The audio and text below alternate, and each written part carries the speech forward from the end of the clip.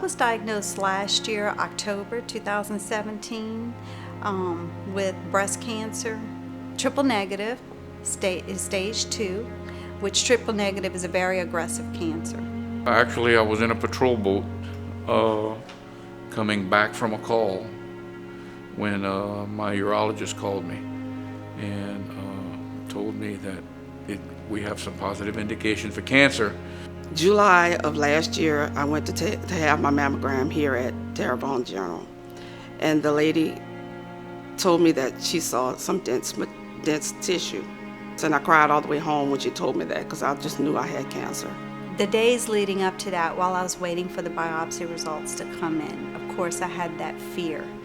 Now that fear was a reality that I was going to have to face. My brain's going 100 miles an hour. The doctor called back. He said, it's cancer, but it can be fixed. And I don't think I heard anything after that.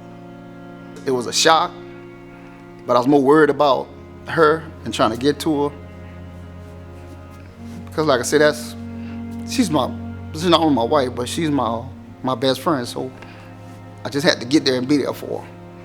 The biggest fear, believe it or not, was how am I going to tell my children? She knew I'd take it the hardest, and I felt like it was a repeat because her mother had breast cancer and she passed away in her early 40s, and I was like, oh my God, I'm gonna lose my mother, you know? Did I think it was the end of the world? No.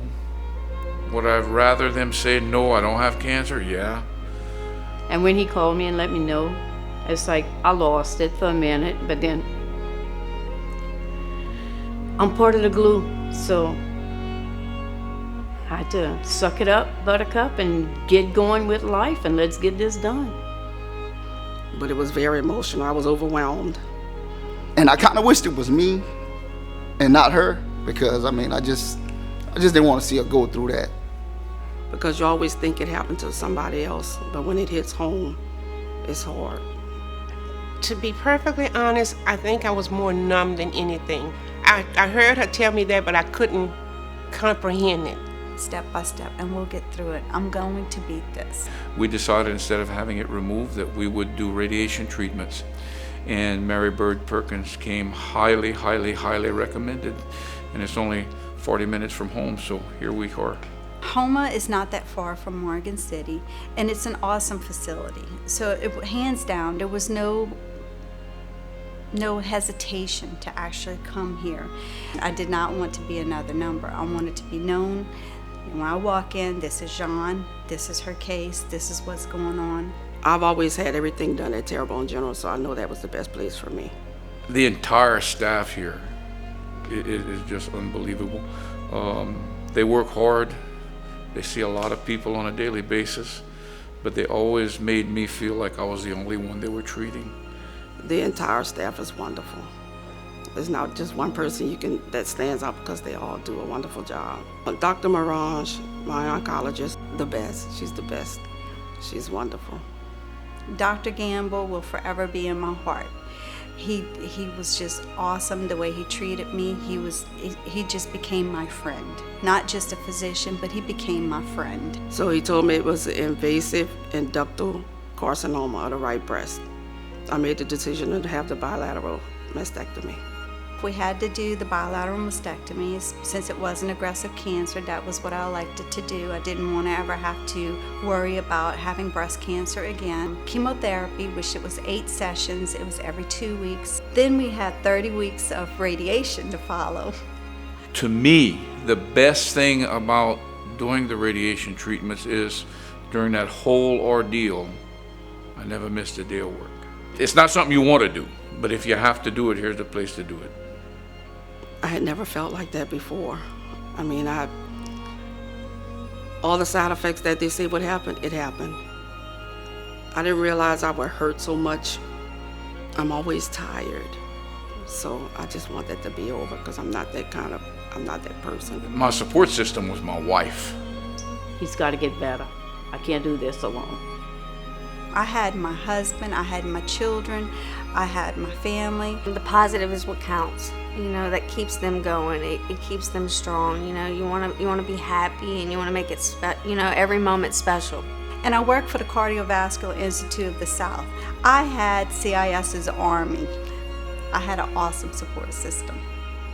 I was scared to tell my family because I'm thinking I'm gonna leave my baby and my grandbabies, and I actually didn't know what to do. So my mom and my husband were there for me, as well as my sisters and brother. Everybody was there.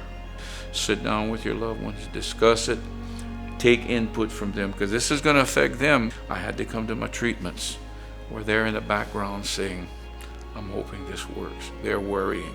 Just be there for them. They need strong people with them.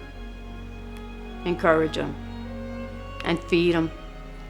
When my husband fussed because the doctor say I can't do this and can't do that, but he knows I'm a busybody. I knew she was a strong person, but I didn't realize how strong she was. And she tries to do so much, and I say, honey, just relax, just relax. But she has a hard head. For myself, I feel like all of the staff at Bird Perkins TGMC Cancer Center did an exceptional job in providing care for me. I was one of the individuals that was able to receive the gas cards. I would come to Houma, receive my radiation treatments, leave Houma, and drive all the way to Lafayette to receive lymphedema treatment. And this went on for about 3 weeks and on a daily basis, Monday through Friday. So the gas cards really, really helped out a lot. Whatever you can do, if you can go to the treatments with them or spend time with them, because life is just valuable. It's just valuable. So a positive attitude is what's going to carry you far on your journey. And I believe that. Because even on the worst days, I tried to remain positive. Don't wait. Even if you don't think you have cancer, even if you don't think you're sick, do wellness checkups. I prayed, and I managed to get through it. Be patient, show a lot of love, because that's what they need. You have no idea what another person is going through. It's a lot of things that unwillingly that you take for granted. But since the cancer diagnosis, I don't take anything for granted. You have to take it one day at a time. And just don't sweat the small stuff. You have to do what you have to do. she's my hero. She's my everything. She's just my everything.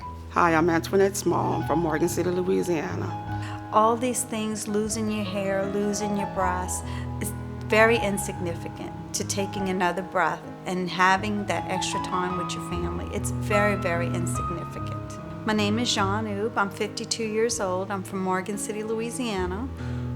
We went through this whole ordeal together. We discussed everything. I think it gave me a dose of reality that, hey, I am mortal, and one of these days something is going to take me, but I'm not going to let this do it, and neither will the staff here. My name is Brent Constrancich. I'm from Cutoff, Louisiana.